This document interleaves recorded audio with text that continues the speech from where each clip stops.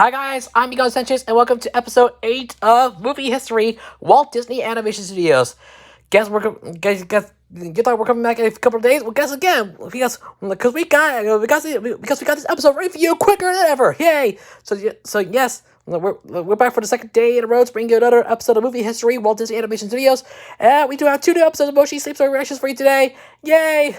Because we have the Moshi Wins Events and it's a sleep story, so keep your eyes peeled for it when these videos come out, and let's not forget about Moshi Monsters Biography to wrap up the day. But right now, let's get ready for today's episode, as we're on episode 8 of the series, as we take a look at Disney's 8th animated motion picture, and we're going to get to it right now. So, welcome to episode 8 of Movie History, Walt Disney Animation Studios, and today, we are taking a look at Make My Music.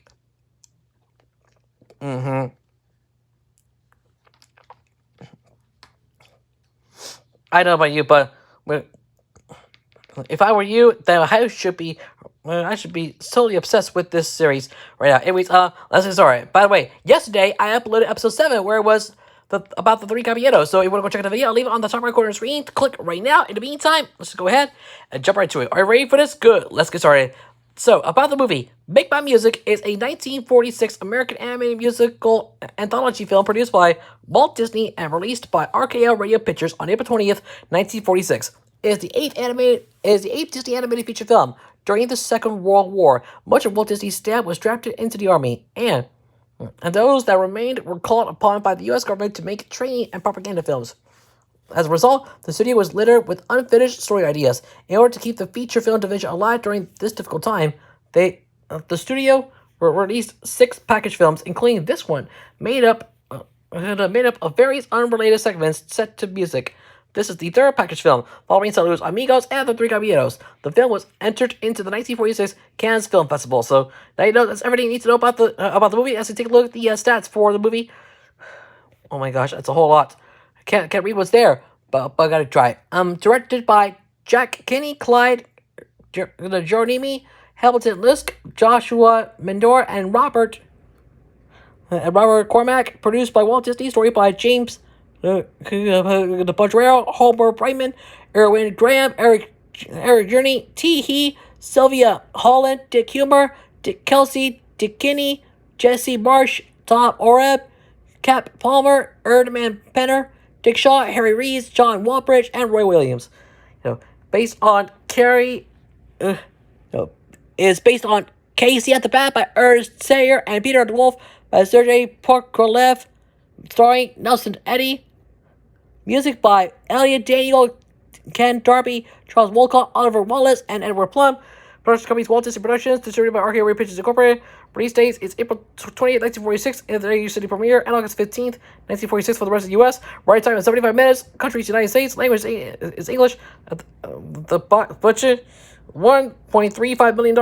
At the box office, $3.275 million in worldwide rentals. So yeah, that's everything you need. So alright, let's get right into the film segments. This particular film has 10 such segments, starting off with The Martins and the Coys. The popular radio vocal group, The King's Men, Sir, sings the story of a Hatfields and McCoys style feud in the mountains. The feud is broken up when Grace Martin and Henry Coy, 2 young people from each side, inadvertently fall in love. This segment was later censored from the film's U.S. video release due to management's objections to the film's depiction of gun use. So yeah, that's all I can say about here. Moving on to Blue Bayou. This segment featured animation originally intended for Fantasia using the Claude Debussy musical composition Clair de Lune from Sweet Bergamesque.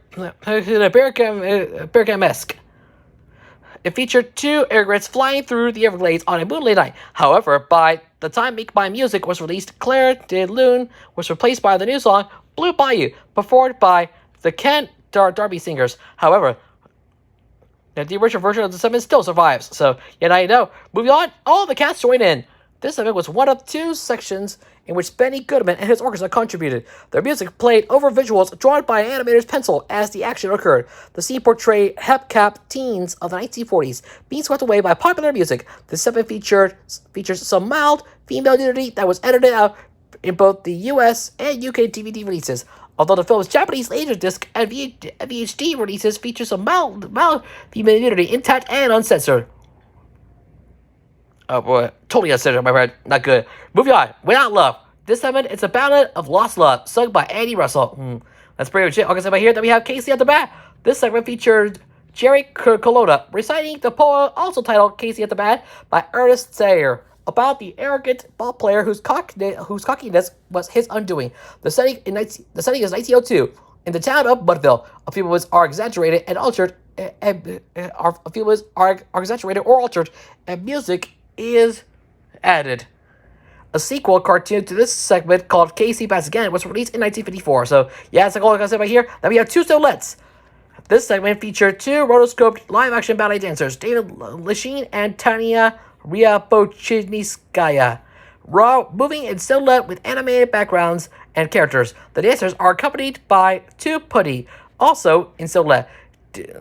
Dinah Shore sang the title song. So there you go. And then we have Peter and the Wolf. The segment Peter and the Wolf is an animated dramatization of a 1936 musical composition by Sergei Prokofiev, with narration by actor Sterling Holloway. A Russian boy named Peter sets off into the forest to hunt the wolf with his animal friends.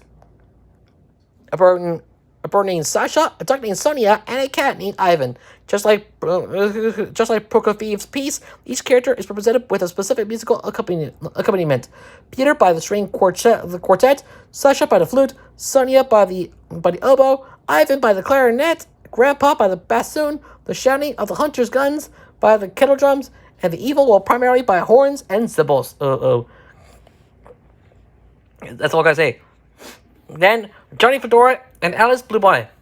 This segment told the romantic story of two hats who fell in love in a department store window. When Alice was sold, Johnny devoted himself to finding her again.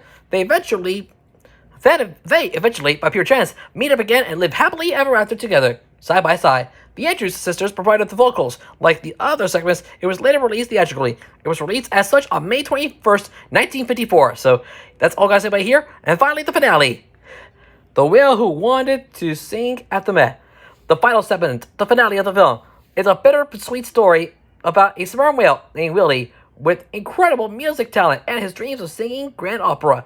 A rumor is spread throughout the city and about an operatic whale, but is seemingly disproven. Therefore, the short-sighted impresario Teddy Toddy believes that the whale has swallowed an opera singer. He concludes this after studying the story of Jonah. Teddy Toddy sets out to rescue his non-existent quarry. The newspapers announcing that he was going to see. Whitey, Willie's seagull friend, excitedly brings Willie the newspaper. All of his friends believing that this is his big chance, so he goes out to meet the boat and sing for Teddy Toddy. He finds them, and upon hearing Willie sing, Teddy Toddy comes to believe that Willie has swallowed not one, but three singers. Yeah, 3 singers, due to his having 3 uvulae, if I pronounce it right, each with a different voice range: tenor, baritone, and bass. Yeah, and bass. And chases him with a harpoon on a boat with 3 crewmen. Upon hearing the whale sing, the crewmen tried to stop the stubborn and deluded Teddy Toddy from killing the whale, as they want to continue listening to him sing, even to the point of pinning Teddy Toddy down by sitting on him. A montage then follows of what would be Willie's future career in performing opera on the stage of the Met, with Teddy Toddy showing to have finally being convinced otherwise. In the end, reality strikes when Teddy Toddy succeeds in harpooning and killing Willie, but the narrator that explains that Willie's voice, now in 1,000, look at that, now in 1,000, each more golden than before, will sing on in heaven. Nelson Eddy narrated and performed all the voices in this segment.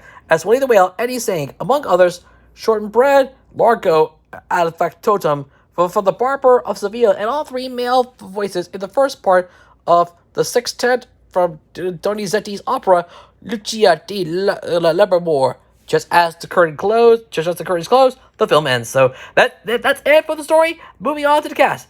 Starting with actors, followed by the roles. Nelson Eddy as the narrator. Characters for the whale who wanted to sing at the bed. Dina Shore for the singer as the singer for 2 Solettes. Betty Goodman as the musician for All Cats Join In and After You've Gone. The Andrews sisters as the singers for Johnny Fedora and Alice Blue Bonnet. Jerry Colonna as the narrator for Casey at the Bat. Sterling Holloway as the narrator for Peter and the Wolf. Andy Russell as the singer for Without You. David Leasheen as the stanza for Two Silhouettes. Tanya Ria Buchinskaya. Ria Buchinskaya as also as the singer for Two Silhouettes. The Pied Pipers as the singers for All the Cats Join In. The King's Men as the singers for The Martins and the Coys. And the Ken Darby singers as the singers for Blue Bayou. So now you know. Let's take a look at the music. Starting with the number, followed by the title, then writers, and then performers. So number one, Make My Music, written by Ken Darby and Elliot Daniel, performed by the Disney Studios Studio Chorus. Number two, The Martins and the Coys, written by Al Kemper and Ted Weems, performed by the King's Men. Number three, Blue Bayou, written by Bobby Worth and Ray Gilbert, performed by the Ken Darby sisters. Number four, All the Cats Join In, written by Alec Wilder and Ray Gilbert, performed by Betty Goodman and his orchestra. Number five, Without You, written by Ray Gilbert, performed by Andy Russell. Number six, Casey at the Bat, written by Ray Gilbert, Ken Darby, and Elliot Daniel, performed by Jerry Colonna. Two Silhouettes, written by Charles Wolcott and Ray Gilbert, performed by Dina Shore. Number eight, Peter the Wolf, written by Sergei Prokofiev, performed by Sterling Holloway. Number nine, After You've Gone, written by Turner Layton and Henry Creamer, performed by Betty Goodman and the Goodman Quartet. And finally, number 10, Johnny Fedora and Alice Blue Bonnet, written by Ali Robel and Ray Gilbert, performed by the Andrews sisters. So that's it for the music. Let's move on to the release. Make My Music was initially released in theaters in 1946. Like many of the package features of the 1940s, it was never given a wide theatrical reissue. Instead, its distinct segments were separated and released as separate short films or used as segments in Disney television programs. So there you go. That's all I gotta say about here as we take a look at home media. Alright, guys. Make My Music was originally released on Laserdisc and VHD in Japan on October 21st, 1985. It was released on VHS and DVD in the US on June 6th, 2000 under the Walt Disney Gold Classic Collection line. This release was edited to remove the Martins and the Coys because it contained comic gunplay not suitable for children. Since Walt Disney Direct-to-Consumer and International, we acquired Walt Disney Studios Home Entertainment from Walt Disney Studios on March 14th, 2018, The Martins and the Coys was uncensored. So there you go. Outside of North America, Make My Music has been largely unavailable on DVD and VHS. It has, however, been available in Scandinavia on both VHS in 1983 and DVD in 2006, and since 2013 on DVD in the UK, also with The Martins and the Coys intact. This and The Adventures of Ichabod and Mr. Toad are the only two major Disney animated films to never to see a release on Region 4 DVD in Australia. However, The Adventures of Ichabod and Mr. Toad did get a VHS release in Australia in 2000. Make My Music was absent from Disney Plus upon its launch in November 2019 as of January 2021 is the only film in the Disney animated canon not yet available on the service. So you know what to do. Disney Plus, please put Make My Music on the platform. Do it now. All eyes are watching you. Disney Plus, please put Make My Music on your platform. Got it? Good. Moving on to the reception. For the box office, the film grossed $2,085,000 in domestic rentals from the United States and Canada. Cumulatively, it grossed $3,275,000 in worldwide rentals. So now you know. And for reception, incredible reception, Apple Green of Variety stated that the animation, color, and music, The Swing versus Civ, and imagination, execution, and delineation that this Disney feature, 2 years in the making, may command widest attention yet. The blend of cartoon with human action has been evidenced before. Here, Disney has retained all his characters in their basic art form, but endowed them with human qualities, voices, and treatments, which is another step forward in the field where cartoons graduate into the field of the classics. Harrison's reports felt that some of the shorts were more entertaining than others, but all are good. Each have something to please moviegoers of all tastes and ages. It is a delightful blend of comedy, music, pathos, animation, and color, given a most imaginative treatment. Bosley Crowther, reviewing for the New York Times, praised the film as a brilliant abstraction, wherein fanciful musical instruments dance gaily on sliding color discs. Sets of romping figures and race blithely down tapes of piano keys and musical notes fly down widely through the multi-hued atmosphere, all to the tingling accompaniment of Betty Goodman's quartet playing the ancient and melodious torch song, After You've Gone. Color, form, and music blend dynamically in this bit, and a rich stimulant of sensuous rhythm is excitedly achieved. Edwin Charlotte of the Los Angeles Times wrote that "Make My Music" was a picture of much inventiveness and imagination. The lighter the picture is, the more is its excellence demonstrated. It might be noted, and while music is the keynote of the production, it ranges well into comedy and plentiful into swing. The film currently holds a 70% rating on Rotten Tomatoes, with an average score of 6.5 out of 10, meaning 6.5. The site's critical consensus reads, "This collection of musical-themed shorts doesn't reach the artistic heights of Fantasia, but it's well animated and mostly good fun." So, yeah, now all guys over here. But that's it, guys, for Make My Music. So let's get to the final rating for the movie. What do you think about Make My Music? I don't know about you, but just as I expected, Make My Music is definitely a good story, a good movie. But in the end, not much to worry about here. But it just goes to show you, you just gotta believe in yourself, okay? You have no idea what you're seeing, but in the end, Make My Music is a good film for me. Oscar once said, "I rate Make My Music with a score of 7 out of 10. Good story. Yeah, good film. Nothing to worry about here. Definitely could give it a watch. Yeah, all I gotta say, just give it a watch. I know, but that's only my personal and conservative opinion. Feel free to agree or disagree in the comments section down below. Guys, it is over. Thank you so much for watching this episode of Movie History, Walt Disney Animation Studios. We hope you guys had a lot of fun, and we hope you guys had a blast. We will see you in a few. We'll see you in just a little bit for the Moshi Sleep Story Reactions doubleheader, and then we'll wrap up the day with Moshi Monsters by AV. So keep our eyes peeled for it. Don't miss it. Alright, gotta go. Until then, thanks for watching. I'm guys, such as Ubisoft, and I'll see you next time on Movie History, Walt Disney Animation Studios. Please join me next time for episode 9 as we take a look at Fun and Fancy Free. Oh my gosh. I can't wait for it. I can't wait for the fourth package. The fourth package feature to be released in the 1940s by Disney. So get ready for it. You did not want to miss it. It's gonna be a whole lot, a fun whole lot of excitement. You did not want to miss it. It's going to blow you away. So be on the lookout for that. We will see you on episode 9 as we take a look at Fun and Fancy Free.